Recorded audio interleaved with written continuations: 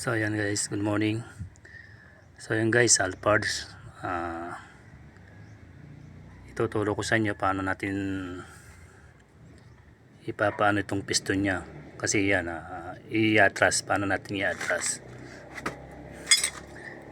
So ito yung guys, Alpards na bagong modelo na electronics. So ayan yung electronics nya.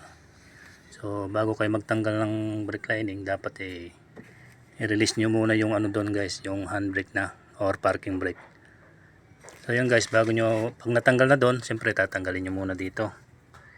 So yan, ano nyo dito, yan,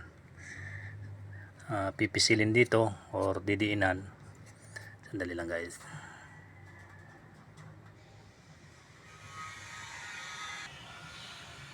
So yan guys, didiinan lang dito, yan, pag ganon, yan. So tanggal na tong ano nya, kuryente dito sa electronics nya. So yan guys, tuturo ko sa inyo paano natin patrasin yung kanyang piston na. So tinanggal ko na muna yung kanyang brake lining guys, para makita natin na talagang nakano yung piston nya. Yan, sagad na nakatulak. Kasi kung magpapalit kayo nyan,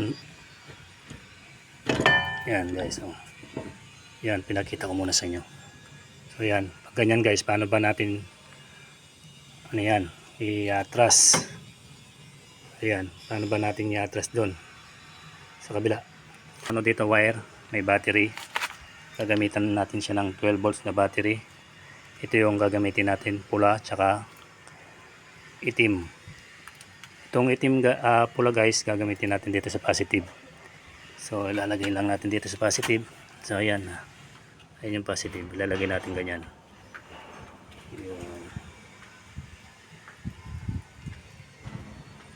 Ayan guys, tapos yung isa guys, lagay din natin. Mamaya na yan guys, yung isa, pang ano natin yan. So ito guys, tingnan nyo. Tapos ilalagay natin dito sa dalawang wire. Yan guys, may ano yan.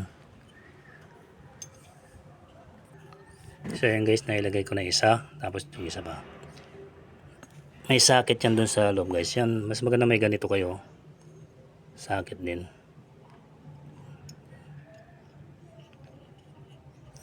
So yan guys, kahit pag nagkabaliktad dyan yung lagay nyo dito, ang mangyayari dyan, itong piston aabante. Kaya ang gagawin mamaya, tuturo ko, i-ano ko muna, i-demo.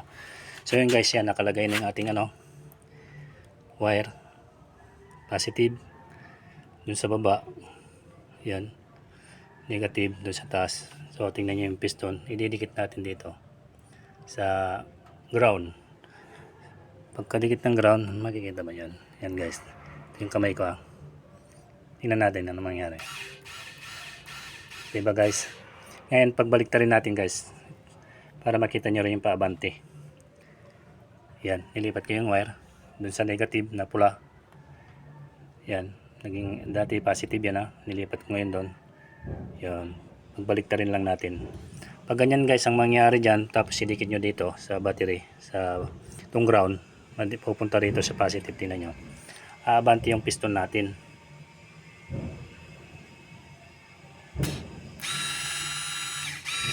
Ayan guys, ayan, tumutulak, nakita nyo,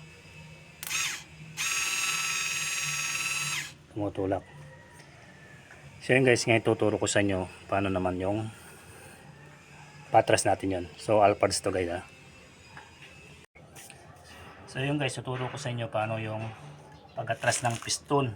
Kanina pinakita ko sa inyo yung pabanti tsaka pabanti. Ngayon ituturo ko sa inyo paano yung ibabalik yung piston sa ano niya, sa ito sa dulo niya, sa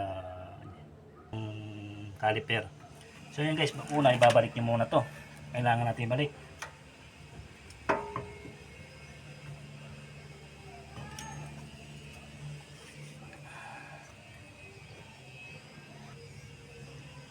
Ayun guys, dapat kailangan muna yung ibalik pag yung piston nyo sagad. Kasi nakadiin mo lang yung kanina yun guys, tinanggal ko para makita nyo.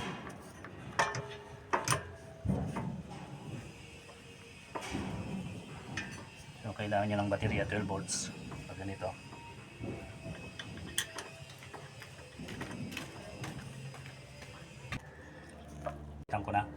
naisagot ko na yung ano, yung higpit, yung ano niya, yung caliper. So ayan guys, meron na tayong ditong battery.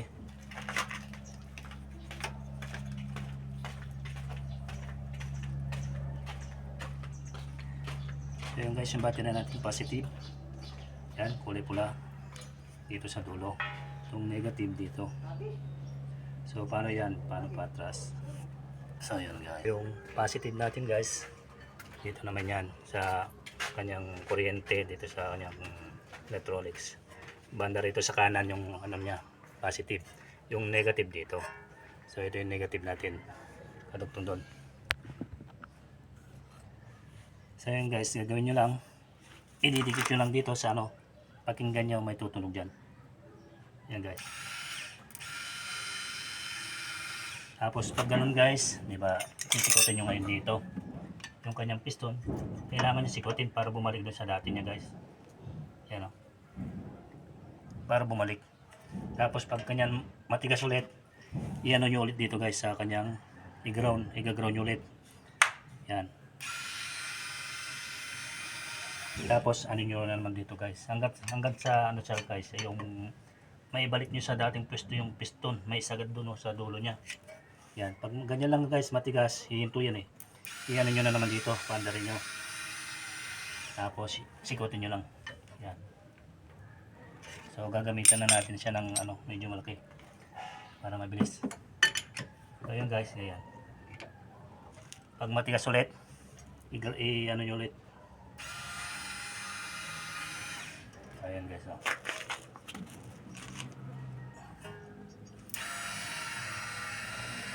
Ayan guys. So konti pa. Continuous lang tayo.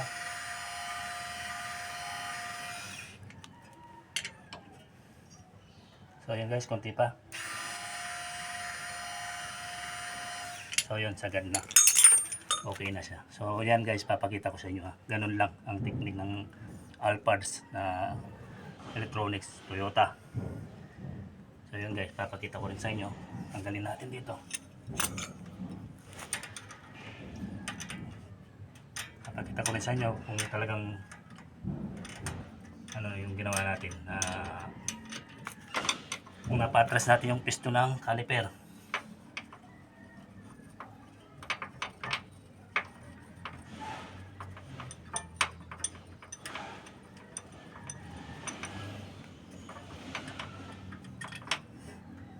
Pag matigas lang siya guys, pag ginano nyo, isilagay nyo na tapos diretso nyo ng paandarin yung motor para matanggal siya guys. Medyo malambot na siya nun.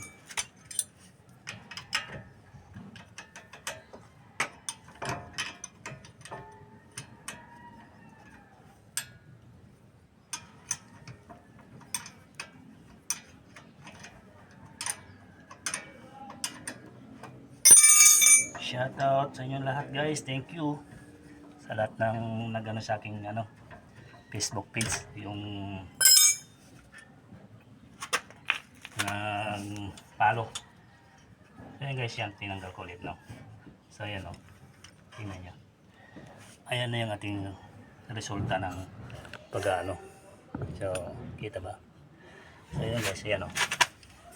Yan, sagad na siya, umatras na. Ibig sabihin, may ilalagay nyo na yung brake pad natin kahit ano na siya, makapal. Diba guys? Ganun lang yung technique na pag-ano, na pagbaba ng ano natin, piston. Para makalagay tayo ng bagong brake pad. So ayan guys, iulit ko lang. Ito, positive, negative ng baterya. Yan. Yung positive natin dito yan guys, yan. Pag nilagay nyo sa electronics nya dito sa caliper, gawing kanan. Pag itong ground, kaliwa. Yan guys, kakaliwa nyo lang. Igaganon nyo lang. Under lang siya. Pag nagkabaliktad lang kayo guys ng lagay dito sa kuryente, wala nang problema. Ang ano lang doon, yung piston natin, aabante, aangat siya. So ganun lang siya guys. Kaya pag umangat, gawin nyo lang, baliktarin nyo lang yung wire para pabalik. Tapos sikot-sikotin nyo lang dito para itong piston nyo matras. So yun guys, hanggang doon lang. At sana okay na naman yung video natin ngayon sa Alparts, Toyota. Sana may nakuha na naman kayong aral. Thank you guys. Maraming salamat. Alan Desert Mechanic. Thank you guys. Pa-subscribe na aking YouTube channel. Alan Desert Mechanic. Pa-like. Tsaka pa-share na rin guys. Tsaka sa Facebook page, meron na rin tayo guys. Sana pakipalo na rin ako guys. Maraming salamat guys. Thank you guys.